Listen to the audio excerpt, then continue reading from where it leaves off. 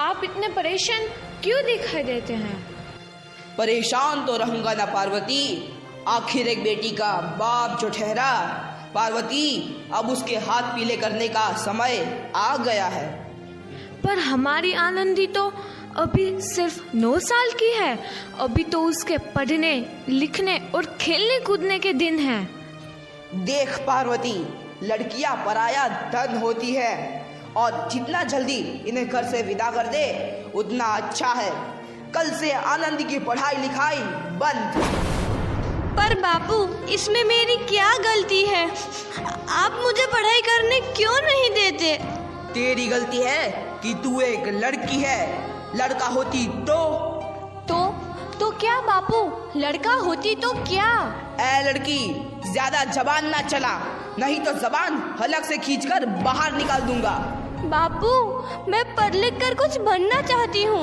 मेरी पढ़ाई ना रोको बापू। आनंदी, तुझे पढ़ना है तो पढ़, लेकिन सारी उम्र बाप की छाती पर यूं बोझ बनकर ना बैठ।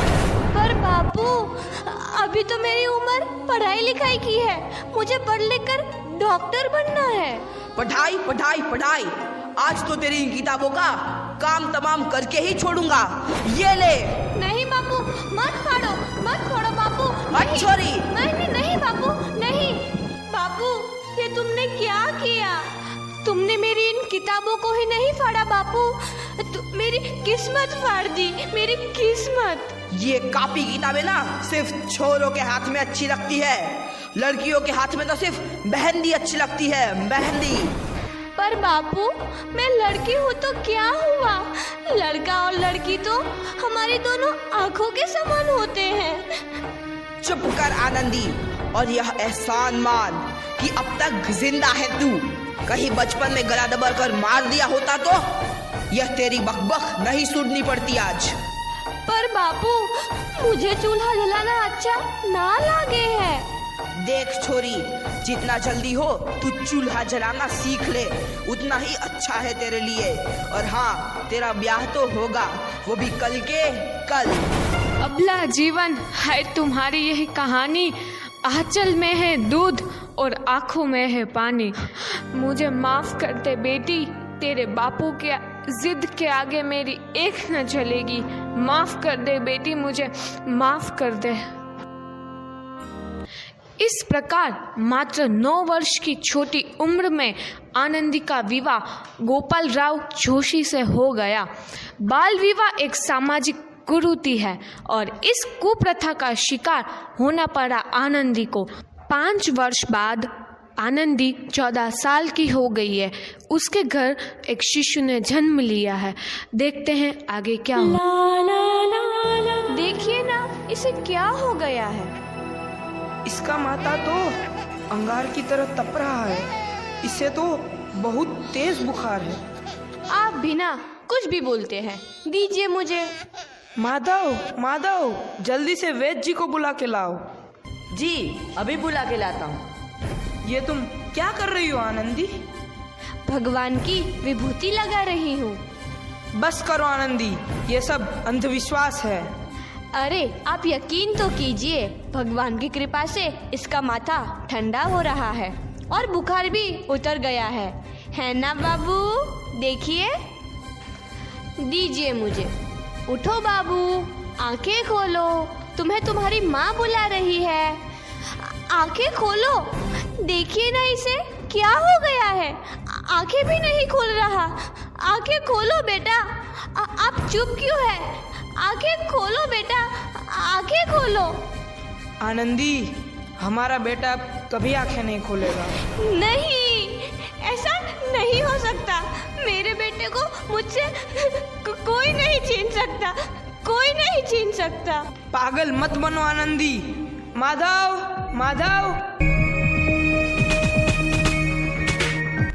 आनंदी, बंद करो ये पागलपन। भगवान ने मेरा बच्चा छीन लिया। भगवान ने नहीं, तुम्हारी अशिक्षा और अंधविश्वास ने तुम्हारा बच्चा छीना है। अगर तुम पढ़ी लिखी होती तो आज हमारा शिशु जीवित होता। तुम अनपढ़ थे आनंदी, अनपढ़। नहीं, अब मैं अनपढ़ नहीं रहूंगी। नहीं रहूंगी मैं अनपढ़। मैं पढ़ूंगी ताकि कल किसी और आनंदी को इलाज के अभाव में अपना बच्चा ना खोना पड़े। शाबाश आनंदी, और यही तुम्हारे अपराध के लिए प्रायश्चित भी है।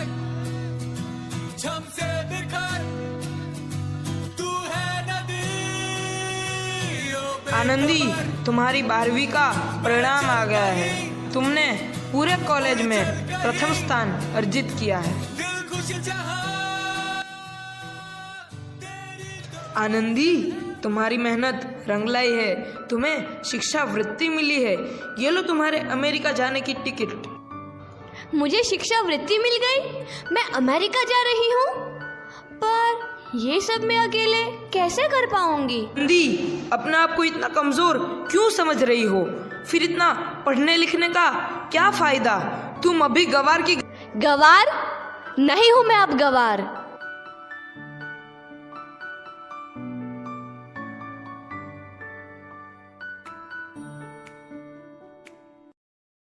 तो इस प्रकार 7 अप्रैल 1883 को आनंदी अमेरिका के पेंसिल्वेनिया के लिए रवाना हुई और 3 साल बाद उन्होंने डॉक्टर ऑफ मेडिसिन की उपाधि प्राप्त कर ली।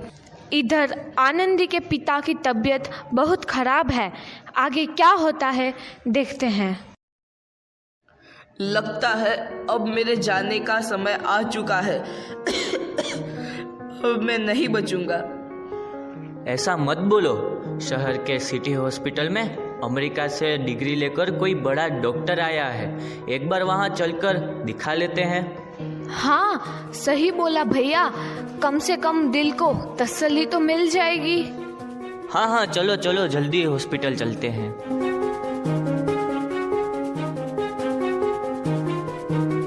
इस मरीज की हालत तो बहुत ही खराब है। कोई चमत्कार ही इसे बचा सकता है। ऐसा मत बोलो भाई। डॉक्टर साहब कब तक आ जाएंगे? लो आ गई डॉक्टर मैडम। डॉक्टर मैडम जल्दी देखिए, मरीज की हालत बहुत ही खराब है।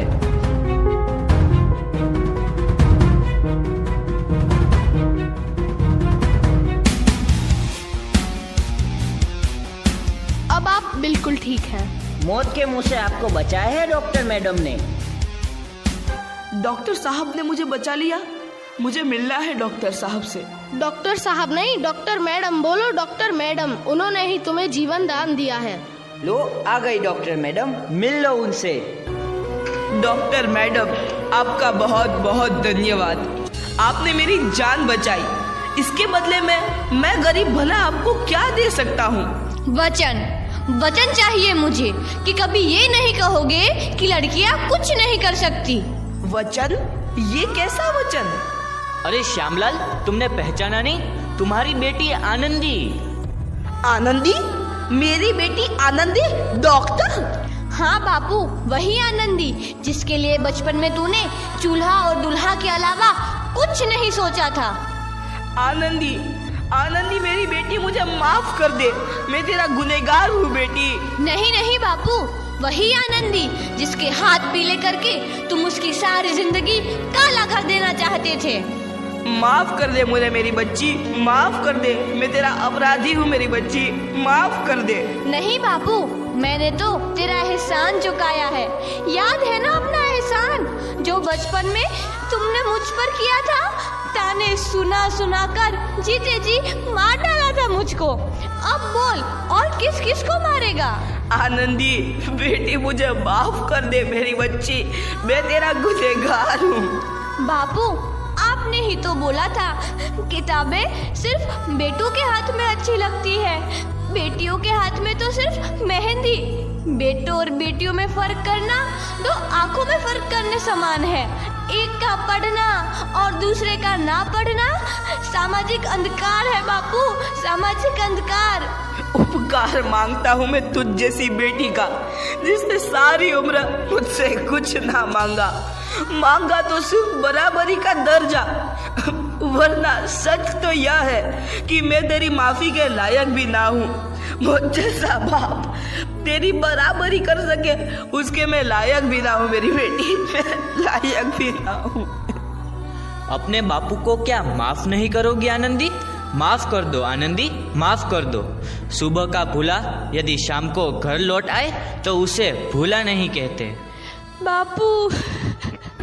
तो इस प्रकार आनंदीबाई जोशी ने अपनी मेहनत और अटूट इरादे से न केवल भारत की पहली महिला डॉक्टर बनी, बल्कि आगे चल के उन लड़कियों के लिए सुनहरा रास्ता दिखा गई जो जीवन में कुछ करना चाहती थीं।